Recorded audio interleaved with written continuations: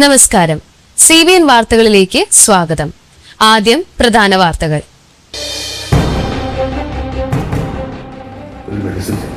All India institute of homeopathy കേരളത്തിൽ തുടങ്ങണമെന്ന് Benny Behanan MP ആവശ്യപ്പെട്ടു.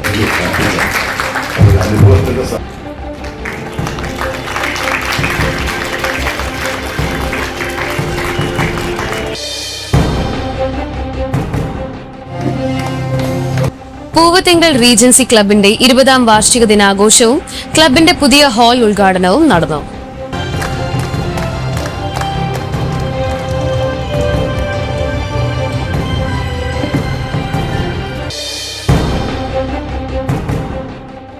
അങ്കമാലി നഗരമധ്യത്തിലെ ഷോപ്പിംഗ് കോംപ്ലക്സിൽ ലിഫ്റ്റിൽ വിദ്യാർത്ഥികൾ കുടുങ്ങി.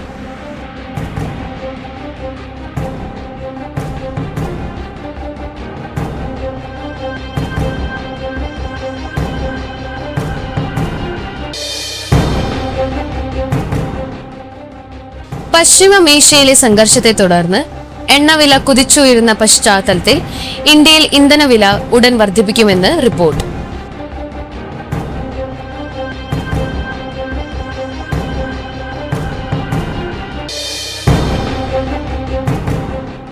ചോദ്യപേപ്പർ ചോർന്നെന്ന ആരോപണത്തെ തുടർന്ന് മെയ് 3 നടന്ന നീറ്റ് UG പരീക്ഷ റദ്ദാക്കിയതായി നാഷണൽ ടെസ്റ്റിംഗ് ഏജൻസി അറിയിച്ചു.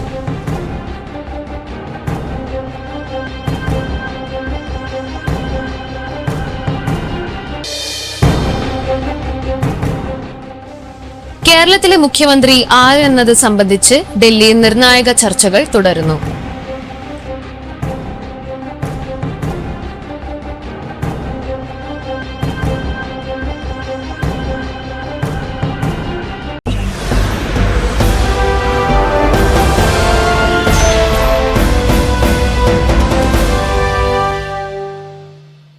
വാർത്തകൾ വിശദമായി. All India institute of homeopathy കേരളത്തിൽ തുടങ്ങണമെന്ന് ബെന്നി ബെഹനാൻ MP ആവശ്യപ്പെട്ടു. ചാലക്കുടിയിൽ നടന്ന ദി ഇൻസ്റ്റിറ്റ്യൂഷൻ ഓഫ് ഹോമിയോപ്പത്സ് കേരളയുടെ സംസ്ഥാന സമ്മേളനം ഉദ്ഘാടനം ചെയ്ത് പ്രസംഗിക്കുകയായിരുന്നു MP. കേരള സർക്കാർ കൊണ്ടുവന്ന പബ്ലിക് ഹെൽത്ത് ആക്ടിലെയും ക്ലിനിക്കൽ എസ്റ്റാബ്ലിഷ്മെന്റ് ആക്ടിലെയും പൊതുജന വിരുദ്ധ വകുപ്പുകൾ മാറ്റേണ്ടതാണെന്ന് അദ്ദേഹം പറഞ്ഞു. യോഗത്തിൽ സനീഷ് കുമാർ ജോസഫ് MLA മുഖ്യാതിഥിയായി. സംസ്ഥാന പ്രസിഡന്റ് ഡോക്ടർ കൊച്ചുറാണി അധ്യക്ഷത വഹിച്ചു. General secretary doctor Muhammad Aslam, doctor Harish, doctor Sunil Kumar, doctor Sareen, doctor MI Jose, doctor Santhosh Kumar, doctor Hari Vishwajith എന്നിവർ പ്രസംഗിച്ചു. ഒരു മെഡിസിൻ ആ മെഡിസിൻ കഴിച്ചതിന് ശേഷം മറ്റുള്ള ഒരു അസുഖം ഉണ്ടായിട്ടില്ല. അപ്പം ഞങ്ങൾ എപ്പോഴും അവരോട് പറയും, നിന്റെ ശരീരത്തിൽ അവരുടെ അനുഭവത്തിൻ്റെ വളരെ വർധന ഉണ്ടായിട്ടുള്ളൂ, അതിൻ്റെ കൂടെ പുരോഗതി വളർച്ചയൊക്കെ ഉണ്ടായിട്ടുണ്ട്. അങ്ങനെ വളർച്ച ഉണ്ടാകുന്നു. ആ വളർച്ചയ്ക്ക് ഒന്നും നമ്മളതിനെ, അത് പരോപ്പതിയിലാണെങ്കിൽ ആ വളർച്ചയൊന്നും നമ്മളതിനെ ആദരിക്കാതെ ബഹുമാനിക്കാതിരിക്കില്ല. പക്ഷെ നമ്മുടെ നാട്ടിൻപുറത്ത് വന്ന് ചെറിയൊരു ഒരു മാറ്റം നിർത്താൻ ഈ സമൂഹത്തിൽ രോഗികളെ മറ്റു ചില ഭാഗത്ത് ഉണ്ടാകുന്നുണ്ടെന്ന് സംശയം എനിക്കുണ്ട്. ഞാനത് തുറന്ന് പ്രകടിപ്പിക്കുകയാണ്. അതെന്തുകൊണ്ടാണ് മനസ്സിലാക്കുന്നത്? അതിൻ്റെ ഒരു സ്വാധീനമാണ്. പല നിയമങ്ങളും പാസ്സാക്കുമ്പോൾ നിങ്ങൾക്ക് വേണ്ടത്ര പരിഗണന കിട്ടാത്തതാണ്. ഇവിടെ വന്നപ്പോൾ ബഹുമാനപ്പെട്ട ഡോക്ടർമാരെ ഞാൻ സംസാരിച്ചപ്പോൾ നിങ്ങളുടെ അടിയന്തര പ്രശ്നങ്ങൾ എന്തെന്ന് ചോദിച്ചാൽ, ഒന്ന് നമ്മുടെ പബ്ലിക് ഹെൽത്ത് ആക്ട്, അതൊരു ആക്ടാണ്. മറ്റൊന്നാണ് നമ്മുടെ ക്ലിനിക്കൽ എസ്റ്റാബ്ലിഷ്മെന്റ് ആക്ട്. ഈ രണ്ട് ആക്ട്, അത് ബില്ല് വന്ന് അത് ആക്ടായി മാറി.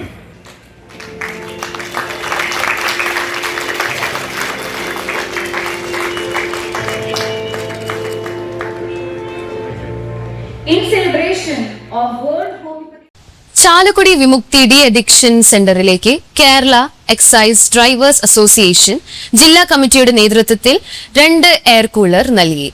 Thrissur deputy excise commissioner CK Sajikumar air cooler കൈമാറി. താലൂക്ക് ആശുപത്രി സൂപ്രണ്ട് ഡോക്ടർ MA മിനിമോൾ ഏറ്റുവാങ്ങി.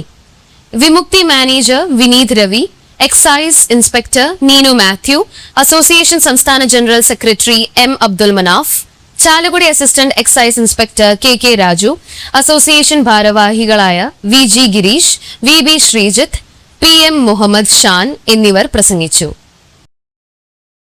ഇരിഞ്ഞാലക്കുട രൂപത മാതൃവേദിയുടെ നേതൃത്വത്തിൽ മാതൃസംഗമം സംഘടിപ്പിച്ചു.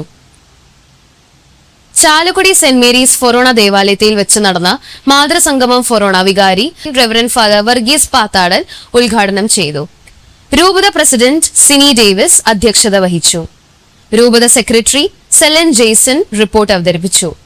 മാതൃവേദി രൂപത director reverend doctor father Anto Karippayi, father Joel Pulleli, mother superior sister Shubha, ഇടവക ട്രസ്റ്റി മനോജ് ചാത്തേലി, പ്രസിഡന്റ് തങ്കമ്മ ആൻഡ്രൂസ്, ഫൊറോണ president Smitha Benny, general convener Shaiji എന്നിവർ പ്രസംഗിച്ചു. സമുദായ ശാക്തീകരണം അമ്മമാരിലൂടെ എന്ന വിഷയത്തിനെ കുറിച്ച് അഡ്വക്കേറ്റ് ജസ്റ്റിൻ പള്ളിവാത്തുങ്കൽ ക്ലാസ് എടുത്തു.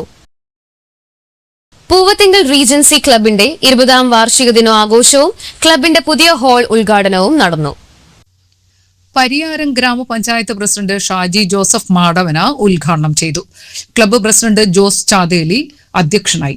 ക്ലബിന്റെ മുൻ പ്രസിഡന്റുമാരായ തോമസ് പുതുശ്ശേരി, സാബു കിഴക്കൂടൻ, സ്റ്റീഫൻ പോട്ടോക്കാരൻ, വർഗീസ് മുണ്ടൻമാണി എന്നിവരെ ചടങ്ങിൽ ആദരിച്ചു. ക്ലബിന്റെ പുതിയ കമ്മിറ്റി അംഗങ്ങളായി KC Andu, PP Joy, Benedict, Vincent Koodali, Varghese Jose, MA Varghese, Jio Kizhakkoodan, VC Justin, KP Johnson എന്നിവരെ തെരഞ്ഞെടുത്തു.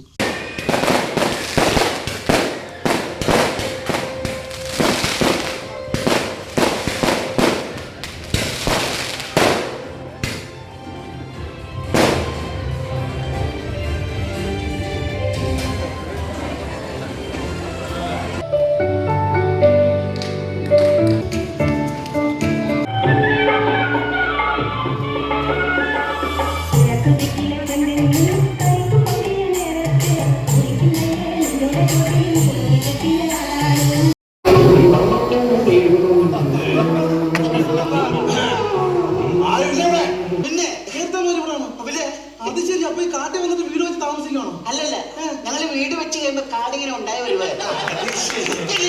ഞങ്ങൾ എത്ര വർഷമായിട്ട് ഇങ്ങോട്ട് പോകുന്നതാ. അത് ശരി. പിന്നെ എന്നായിട്ട് പോകും. ഈ വെള്ളം ആകാശത്ത് വെള്ളം ശരിയാ. അപ്പൊ തന്നെ അങ്കമാലി നഗരമധ്യത്തിലെ ഷോപ്പിംഗ് കോംപ്ലക്സിലെ ലിഫ്റ്റിൽ വിദ്യാർത്ഥികൾ കുടുങ്ങി. സെന്റ് ജോസഫ് ഷോപ്പിംഗ് കോംപ്ലക്സിലെ ലിഫ്റ്റിലാണ് ട്യൂഷൻ സെന്ററിൽ പഠിക്കുന്ന 4 വിദ്യാർത്ഥികൾ കുടുങ്ങിയത്. തിങ്കളാഴ്ച ഉച്ചയ്ക്ക് 2 മണിയോടെയായിരുന്നു സംഭവം. ലിഫ്റ്റ് പെട്ടെന്ന് പ്രവർത്തനരഹിതമായതോടെ വിദ്യാർത്ഥികൾ ഉള്ളിൽ കുടുങ്ങുകയായിരുന്നു. വിവരമറിഞ്ഞ് ഉടൻ തന്നെ അങ്കമാലിയിൽ നിന്നും ഫയർഫോഴ്സ് സംഘം സ്ഥലത്തെത്തി. സെന്റ് ജോർജ് ഷോപ്പിംഗ് കോംപ്ലക്സിൽ 4 പേര് കുടുങ്ങി എന്നുള്ള വിവരം കിട്ടിയത് തന്നെ അഗ്നിശമനം അപ്പം തന്നെ പുറപ്പെട്ട് ഏകദേശം അരമണിക്കൂറോളം അവർ കിടക്കുന്ന അറിയാൻ കഴിഞ്ഞത്. അവിടെ ചെന്നപ്പോൾ ലിഫ്റ്റ് കീ ഉപയോഗിച്ച് തുറക്കാൻ സാധിക്കാത്ത കാരണം മുകളിൽ കയറി ലിഫ്റ്റ് റൂമിൽ നിന്ന് കറക്കി താഴത്തെ നിലയിൽ കൊണ്ടുവന്നിട്ട് ലിഫ്റ്റ് തുറന്നാണ് ആളുകളെ 4 പേരെ രക്ഷപ്പെടുത്തിയത്. വേറെ എന്തെങ്കിലും പ്രശ്നമുണ്ടോ? ഇല്ല, അവർക്ക് വേറെ പ്രശ്നമൊന്നുമില്ല. അവർക്ക് വേറെ ബുദ്ധിമുട്ടൊന്നും ഉണ്ടായിരുന്നില്ല. ഏകദേശം കുറച്ച് സമയം എടുത്ത് അവർ പുറത്ത് അറിയാനായിട്ട് അതിൻ്റെ ഒരു ബുദ്ധിമുട്ടുണ്ടായിരുന്നു. ഏകദേശം അരമണിക്കൂറോളം നീണ്ട പരിശ്രമത്തിനൊടുവിൽ വിദ്യാർത്ഥികളെ സുരക്ഷിതമായി പുറത്തെത്തിച്ചു. വിദ്യാർത്ഥികൾക്ക് ആരോഗ്യ പ്രശ്നമൊന്നുമില്ല എന്ന് അധികൃതർ അറിയിച്ചു. ലിഫ്റ്റിലെ സാങ്കേതിക തകരാറാണ് അപകടത്തിന് കാരണമെന്നാണ് പ്രാഥമിക നിഗമനം. എൻ്റെ പേര് ആദി. ഞങ്ങളെല്ലാവരും ട്യൂഷൻ കഴിഞ്ഞ് ഞങ്ങൾ 4 പേരും മേളിൽ നിന്ന് വരായിരുന്നു. മേളിൽ നിന്ന് വന്നു കഴിഞ്ഞപ്പോൾ കുറച്ച് കഴിഞ്ഞ് കഴിഞ്ഞപ്പോൾ ലിഫ്റ്റ് കുടുങ്ങി. അപ്പോൾ കുറച്ച് നേരം വെയിറ്റ് ചെയ്ത് സാധാരണ കുടുങ്ങാറുണ്ട്. അപ്പോൾ ചേട്ടൻ വന്നിട്ട് തുറന്നു തരാം എന്ന് പറഞ്ഞു. എന്നിട്ട് സമയമെടുത്തു. പിന്നെ ചെയിൻ പൊട്ടിയെന്ന് പറഞ്ഞു. പിന്നെ എല്ലാവരും കുറച്ച് പേടിച്ചു. പക്ഷേ പിന്നെ ഫയർഫോഴ്സിൻ്റെ സഹായം കൊണ്ട് രക്ഷപ്പെട്ടു. ഇല്ല. പശ്ചിമേഷ്യയിലെ സംഘർഷത്തെ തുടർന്ന് എണ്ണവില കുതിച്ചുയർന്ന പശ്ചാത്തലത്തിൽ ഇന്ത്യയിലെ ഇന്ധനവില ഉടൻ വർദ്ധിപ്പിച്ചേക്കുമെന്ന് റിപ്പോർട്ട്. പെട്രോൾ ഡീസൽ വില വർദ്ധിപ്പിക്കാൻ എണ്ണ വിതരണ കമ്പനികൾ ആലോചിക്കുന്നതായി റിപ്പോർട്ടുകൾ വ്യക്തമാക്കുന്നു. ക്രൂഡ് ഓയിൽ വില വർദ്ധിക്കുന്നത് എണ്ണ വിതരണ കമ്പനികളുടെ ലാഭവിഹിതത്തെ ബാധിക്കുന്നതിനാൽ മെയ് 15-ന് മുമ്പ് തന്നെ പെട്രോൾ ഡീസൽ വിലകൾ പുതുക്കി നിശ്ചയിച്ചേക്കും എന്നാണ് റിപ്പോർട്ടുകൾ വ്യക്തമാക്കുന്നത്. ക്രൂഡ് ഓയിൽ വിലയിൽ ഉണ്ടായ വർധനയും പശ്ചിമേഷ്യയിലെ സംഘർഷങ്ങളും എണ്ണ വിതരണ കമ്പനികൾക്ക് വലിയ സമ്മർദ്ദമാണ് ചെലുത്തുന്നത്. ഈ പശ്ചാത്തലത്തിൽ നഷ്ടം കുറയ്ക്കുന്നതിന് വേണ്ടി എത്രയും പെട്ടെന്ന് തന്നെ കമ്പനികൾ ഇന്ധനവില വർദ്ധിപ്പിച്ചേക്കും എന്നാണ് എന്നാണ് സാമ്പത്തിക വിദഗ്ധരുടെ അഭിപ്രായം. ആഗോളതലത്തിൽ എണ്ണവില ഉയർന്നതോടെ ഇന്ത്യയുടെ ഇറക്കുമതി ബില്ലും ഉയർന്നിട്ടുണ്ട്. പെട്രോളിനും ഡീസലിനും ലിറ്ററിന് 45 രൂപ വരെയും LPG സിലിണ്ടറിന് 40-50 രൂപ വരെയും വർദ്ധിക്കാൻ സാധ്യതയുണ്ട് എന്നാണ് വിലയിരുത്തൽ. അമേരിക്ക ഇറാൻ സംഘർഷവും ലോകത്തിലെ ഏറ്റവും പ്രധാനപ്പെട്ട എണ്ണക്കപ്പൽ പാതകളിലൊന്നായ ഹോർമൂസ് കടലിടുക്കിലെ അനിശ്ചിതത്വവും കാരണം ബ്രന്റ് ക്രൂഡ് വില വീണ്ടും ബാരലിന് $105 മുകളിൽ എത്തിയിരിക്കുകയാണ്. ഇന്ധനവില വർദ്ധിപ്പിക്കാനുള്ള സാധ്യത ഏറി വരികയാണെങ്കിലും പെട്ടെന്നുള്ള വില വർധനയേക്കാൾ ഘട്ടം ഘട്ടമായുള്ള വില വർധനയ്ക്കാണ് ഉപഭോക്താക്കൾ സാക്ഷ്യം വഹിക്കാൻ സാധ്യതയെന്നും വിദഗ്ധർ പറയുന്നു. ചോദ്യപേപ്പർ ചോർന്നെന്ന ആരോപണത്തെ തുടർന്ന് മെയ് 3 നടന്ന നീറ്റ് UG പരീക്ഷ റദ്ദാക്കിയതായി നാഷണൽ ടെസ്റ്റിംഗ് ഏജൻസി അറിയിച്ചു. പരീക്ഷയുടെ വിശ്വാസ്യതയെ ബാധിക്കുന്ന തരത്തിലുള്ള വിവരങ്ങൾ കേന്ദ്ര ഏജൻസികൾ കൈമാറിയതിനെ തുടർന്നാണ് ഈ സുപ്രധാന തീരുമാനം. ലക്ഷക്കണക്കിന് വിദ്യാർത്ഥികളെ ബാധിക്കുന്ന ഈ വിഷയത്തിൽ സർക്കാർ CBI അന്വേഷണത്തിന് ഉത്തരവിട്ടു. പരീക്ഷാ സംവിധാനത്തിലുള്ള വിശ്വാസം വീണ്ടെടുക്കുന്നതിനായി പുനഃപരീക്ഷ നടത്തുമെന്നും സർക്കാർ പ്രഖ്യാപിച്ചു. ഏകദേശം 24 ലക്ഷത്തോളം വിദ്യാർത്ഥികളാണ് മെയ് 3 നീറ്റ് പരീക്ഷ എഴുതിയത്. മാതൃകാ ചോദ്യക്കടലാസിലെ 135 ചോദ്യങ്ങൾ യഥാർത്ഥ പരീക്ഷയിൽ ഉൾപ്പെട്ടിരുന്നു എന്നായിരുന്നു ആരോപണം ഉയർന്നത്. മാതൃകാ ചോദ്യക്കടലാസിലെ 410 ചോദ്യങ്ങളിൽ 135 എണ്ണം കെമിസ്ട്രി, ബയോളജി വിഭാഗങ്ങളിലായി യഥാർത്ഥ പരീക്ഷയിൽ ഉൾപ്പെട്ടതായി അന്വേഷണം നടത്തുന്ന Rajasthan special operations group ADGP Vishal Bansal അറിയിച്ചിരുന്നു. ആകെ 180 ചോദ്യങ്ങളാണ് നീറ്റ് UGക്കുള്ളത്. ഫിസിക്സ്, കെമിസ്ട്രി, ബോട്ടണി, സുവോളജി എന്നീ വിഷയങ്ങളിൽ നിന്ന് 45 വീതം ചോദ്യങ്ങൾ. ഇത്തരത്തിൽ 4 സെറ്റ് ചോദ്യക്കടലാസുകളാണ് ഉപയോഗിക്കുന്നത്. വാട്സാപ്പിലും മറ്റും ചോദ്യങ്ങൾ പ്രചരിച്ചിരുന്നതായി രാജസ്ഥാൻ പോലീസിന് ഏതാനും ദിവസം മുമ്പ് ലഭിച്ച രഹസ്യ വിവരത്തിന്റെ അടിസ്ഥാനത്തിലാണ് FIR രജിസ്റ്റർ ചെയ്ത് അന്വേഷണം ആരംഭിച്ചത്. സംസ്ഥാനത്ത് പുതിയ സർക്കാർ അധികാരമേൽക്കാത്തതിനാൽ ഈ വർഷത്തെ SSLC ഫലപ്രഖ്യാപനത്തിൽ അവ്യക്തത. നേരത്തെ പ്രഖ്യാപിച്ചതനുസരിച്ച് മെയ് 15 ഫലം പ്രസിദ്ധീകരിക്കേണ്ടത്. മൂല്യനിർണ്ണയവും മറ്റു നടപടികളുമൊക്കെ പൂർത്തിയാക്കി പരീക്ഷാ ബോർഡ് ബുധനാഴ്ച ചേരും. അവർ ഫലത്തിന് അന്തിമ രൂപം നൽകുമെങ്കിലും ഫലപ്രഖ്യാപനം മുൻകൂട്ടി നിശ്ചയിച്ച പോലെ വെള്ളിയാഴ്ച നടത്തണമോ എന്ന് ഇതുവരെ തീരുമാനിച്ചിട്ടില്ല. പരീക്ഷാ ബോർഡ് ചേർന്നാൽ ഫലപ്രഖ്യാപനത്തിന്റെ ഔദ്യോഗിക നടപടിക്രമങ്ങൾ പൂർത്തീകരിക്കാൻ ഒരു ദിവസം കൂടി വേണ്ടിവരും. അതനുസരിച്ചാണ് ബോർഡ് യോഗം ബുധനാഴ്ച നിശ്ചയിച്ചത്. പതിവ് പോലെ തുടർ നടപടി പൂർത്തിയാക്കി വെള്ളിയാഴ്ച ഫലപ്രഖ്യാപനത്തിനുള്ള ഒരുക്കങ്ങൾ പരീക്ഷാ ഭവൻ പൂർത്തീകരിച്ചു കഴിഞ്ഞു. എന്നാൽ സർക്കാരോ മന്ത്രിയോ ഒന്നുമാവാത്തതിനാൽ ഫലം ആര് പ്രഖ്യാപിക്കും എന്നതാണ് ചോദ്യം. 2021 ഫലപ്രഖ്യാപനം നടത്തിയത് പൊതുവിദ്യാഭ്യാസ സെക്രട്ടറിയായിരുന്നു. എന്നാൽ ഇത്തവണ അതുപോലെ ഉണ്ടാകുമോ എന്ന് വ്യക്തമല്ല എന്നാണ് ഉദ്യോഗസ്ഥർ പറയുന്നത്. പൊതുവിദ്യാഭ്യാസ പ്രിൻസിപ്പൽ സെക്രട്ടറി K. വാസുകി ലോക് ഭവനിലേക്ക് സ്ഥലം മാറി. ഷർമിള മേരി ജോസഫിനാണ് സെക്രട്ടറിയുടെ ചുമതല. ഇതിനു പുറമെ പൊതുവിദ്യാഭ്യാസ ഡയറക്ടർ NSK ഉമേഷുമുണ്ട്. നടപടികൾ പൂർത്തിയായാൽ മുൻകാലങ്ങളിലേതുപോലെ പൊതുവിദ്യാഭ്യാസ സെക്രട്ടറിയും ഡയറക്ടറും കൂടി ആലോചിച്ച് ഫലപ്രഖ്യാപനത്തിന്റെ കാര്യത്തിൽ തീരുമാനമെടുക്കാവുന്നതേയുള്ളൂ. CBSE ഉൾപ്പെടെയുള്ള കേന്ദ്ര ബോർഡുകളെല്ലാം ഫലപ്രഖ്യാപനം നടത്തിക്കഴിഞ്ഞു. കേരളത്തിലെ മുഖ്യമന്ത്രി ആരെന്നത് സംബന്ധിച്ച് ഡൽഹിയിൽ നിർണായക ചർച്ചകൾ തുടരുന്നു. KPCC മുൻ അധ്യക്ഷന്മാരുടെ നിലപാട് കോൺഗ്രസ് ഹൈക്കമാൻഡ് തേടും. ചർച്ചകൾക്കായി മുൻ KPCC പ്രസിഡന്റുമാരായ K. Muraleedharan, Mullappally Ramachandran, VM Sudheeran, M. Hasan, K. Sudhakaran തുടങ്ങിയവരെ ഡൽഹിയിലേക്ക് വിളിപ്പിച്ചിട്ടുണ്ട്. രാവിലെ 10:30 മുതൽ ചർച്ചകൾ പുനരാരംഭിച്ചു. മുതിർന്ന നേതാവ് തിരുവഞ്ചൂർ രാധാകൃഷ്ണൻ, KPCC വർക്കിംഗ് പ്രസിഡന്റുമാരായ AP അനിൽകുമാർ, PC വിഷ്ണുനാഥ്, ഷാഫി പറമ്പിൽ തുടങ്ങിയവരെയും ഡൽഹിയിലേക്ക് വിളിപ്പിച്ചിട്ടുണ്ട്. കോൺഗ്രസ് അധ്യക്ഷൻ മല്ലികാർജ്ജുൻ ഖാർഗെയും രാഹുൽ ഗാന്ധിയും നേതാക്കളുടെ അഭിപ്രായം കേൾക്കും. നേതാക്കളെ വെവ്വേറെ കണ്ടാകും അഭിപ്രായം തേടുക. ഘടകകക്ഷികളുടെ അഭിപ്രായം ഹൈക്കമാൻഡ് വീണ്ടും തേടിയേക്കും. മുഖ്യമന്ത്രി തീരുമാനം വൈകുന്നതിൽ ഘടകകക്ഷികൾ കടുത്ത അതൃപ്തിയിലാണ്. ഡൽഹിയിലെ ചർച്ചകളിൽ ഇപ്പോഴും KC വേണുഗോപാലിനാണ് മുൻതൂക്കം എന്നാണ് റിപ്പോർട്ടുകൾ. വിശാല ചർച്ചകൾക്കായി ഹൈക്കമാൻഡ് ഡൽഹിയിലേക്ക് വിളിപ്പിച്ച നേതാക്കളിൽ ബഹുഭൂരിപക്ഷവും വേണുഗോപാലിനെ അനുകൂലിക്കും എന്നാണ് KC പക്ഷത്തിന്റെ വിലയിരുത്തൽ. അതേസമയം കേരളത്തിലെ പൊതുജന വികാരവും ഘടകകക്ഷികളുടെ നിലപാടും തനിക്ക് അനുകൂലമാകുമെന്ന് VD സതീശൻ വിചാരിക്കുന്നു. തർക്കങ്ങൾക്കിടെ മുതിർന്ന നേതാവ് എന്ന പരിഗണന ലഭിക്കും എന്നാണ് രമേശ് ചെന്നിത്തലയുടെ പ്രതീക്ഷ. മുഖ്യമന്ത്രി പ്രഖ്യാപനം ബുധനാഴ്ച ഉണ്ടായേക്കും എന്നാണ് സൂചന. MLA-മാരിലും MP-മാരിലും ബഹുഭൂരിപക്ഷവും KC വേണുഗോപാലിനൊപ്പമാണെന്നാണ് ഹൈക്കമാൻഡ് നിരീക്ഷകർ നൽകിയ റിപ്പോർട്ടിലുള്ളത്. പൊതുജന വികാരം സതീശന് അനുകൂലമാണ് എന്നതാണ് ഒറ്റയടിക്ക് പ്രഖ്യാപനം നടത്തുന്നതിൽ ഹൈക്കമാൻഡിനെ വലയ്ക്കുന്നത്. മുഖ്യമന്ത്രിയെ തീരുമാനിക്കുന്നതിൽ കോൺഗ്രസ് മുൻ അധ്യക്ഷ സോണിയ സോണിയാഗാന്ധിയുടെയും പ്രിയങ്ക ഗാന്ധിയുടെയും മുതിർന്ന നേതാവ് AK ആന്റണിയുടെയും നിലപാട് നിർണായകമായേക്കും. അങ്കമാലിയിൽ വൻ രാസലഹരി വേട്ട. 2 കോടിയിലധികം വില വരുന്ന 1/2 കിലോയിൽ തൂക്കം വരുന്ന ഹെറോയിനുമായി 3 ആസാം സ്വദേശികൾ പിടിയിൽ. ആസാം സ്വദേശികളായ ഖൈറുൽ ഇസ്ലാം, മുസ്താസ്കിൻ ആലം, ദിൽദർ ഹുസൈൻ എന്നിവരാണ് പിടിയിലായത്. ആസാമിൽ നിന്നും കാർ മാർഗം കൊണ്ടുവരികയായിരുന്നു ഹെറോയിൻ. 2 ബാഗുകളിൽ ചെറിയ ബോക്സുകളിലാക്കിയാണ് ഹെറോയിൻ കൊണ്ടുവന്നത്.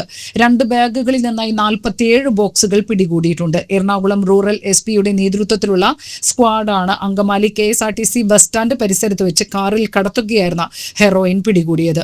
ആസാമിൽ നിന്നും റോഡ് മാർഗം കാറിൽ ഇത്രയധികം വില വരുന്ന ഹെറോയിൻ പിടികൂടുന്നത് ആദ്യമാണെന്ന് പോലീസ് അറിയിച്ചു. 3 ദിവസങ്ങളോളം ഇവരെ പിന്തുടർന്നാണ് പോലീസ് സംഘം ഇവരെ അങ്കമാലിയിൽ വെച്ച് പിടികൂടിയത്.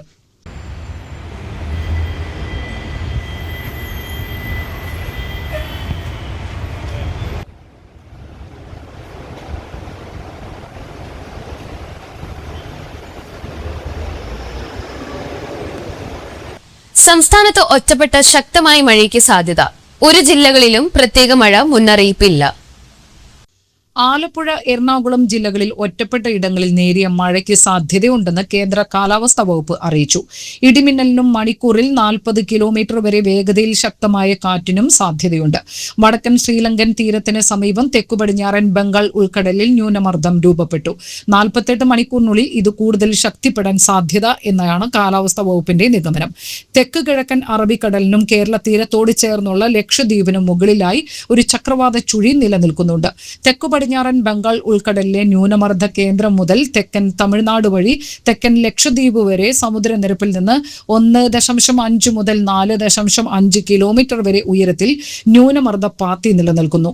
തെക്ക് കിഴക്കൻ അറബിക്കടലിലെ ചക്രവാത ചുഴി മുതൽ തീരദേശ കർണാടക വഴി മഹാരാഷ്ട്രയിലെ മറത്വാഡ വരെ സമുദ്രനിരപ്പിൽ നിന്ന് 0.9 കിലോമീറ്റർ ഉയരത്തിൽ മറ്റൊരു ന്യൂനമർദ്ദ പാത്തിയും നിലനിൽക്കുന്നു. ഇതിന്റെ സ്വാധീന ഫലമായി മെയ് 15 വരെ കേരളത്തിൽ ഒറ്റപ്പെട്ട ഇടങ്ങളിൽ ശക്തമായ മഴയ്ക്ക് സാധ്യതയുണ്ട്. അടുത്ത 5 ദിവസങ്ങളിൽ കേരളത്തിലും മാഹിയിലും ഒറ്റപ്പെട്ട ഇടങ്ങളിൽ ഇടിമിന്നലോട് കൂടിയ മഴയ്ക്കും മണിക്കൂറിൽ 30 മുതൽ 50 കിലോമീറ്റർ വരെ വേഗതയിൽ വീശിയേക്കാവുന്ന ശക്തമായ കാറ്റിനും സാധ്യതയുണ്ടെന്ന് കേന്ദ്ര കാലാവസ്ഥാ വകുപ്പ് അറിയിച്ചു. ചാലക്കുടി VR പൂരം കിടങ്ങത്ത് സുബ്രൻ നിര്യാതനായി. 68 വയസ്സായിരുന്നു. സംസ്കാരം നടത്തി. പ്രധാന വാർത്തകൾ ഒരിക്കൽ കൂടി. All India institute of homeopathy കേരളത്തിൽ തുടങ്ങണമെന്ന് ബെന്നി ബെഹനാൻ MP ആവശ്യപ്പെട്ടു.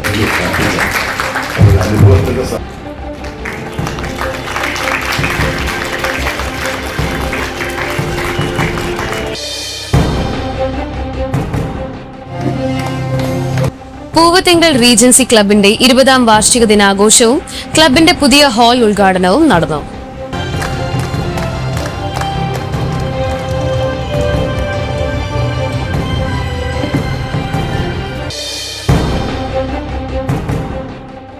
അങ്കമാലി നഗരമധ്യത്തിലെ ഷോപ്പിംഗ് കോംപ്ലക്സിൽ ലിഫ്റ്റിൽ വിദ്യാർത്ഥികൾ കുടുങ്ങി.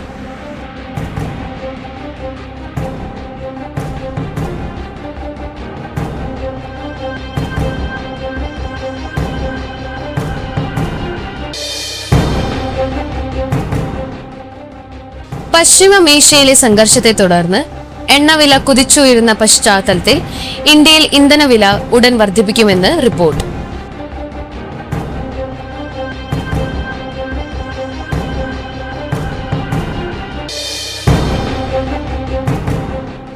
ചോദ്യപേപ്പർ ചോർന്നെന്ന ആരോപണത്തെ തുടർന്ന് മെയ് 3 നടന്ന നീറ്റ് UG പരീക്ഷ റദ്ദാക്കിയതായി നാഷണൽ ടെസ്റ്റിംഗ് ഏജൻസി അറിയിച്ചു.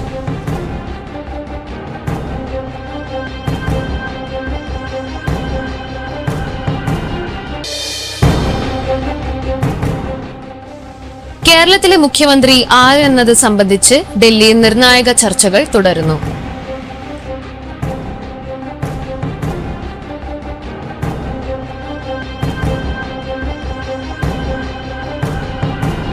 ഇതോടെ ഈ വാർത്താ ബുള്ളറ്റിൻ സമാപിച്ചു. നമസ്കാരം.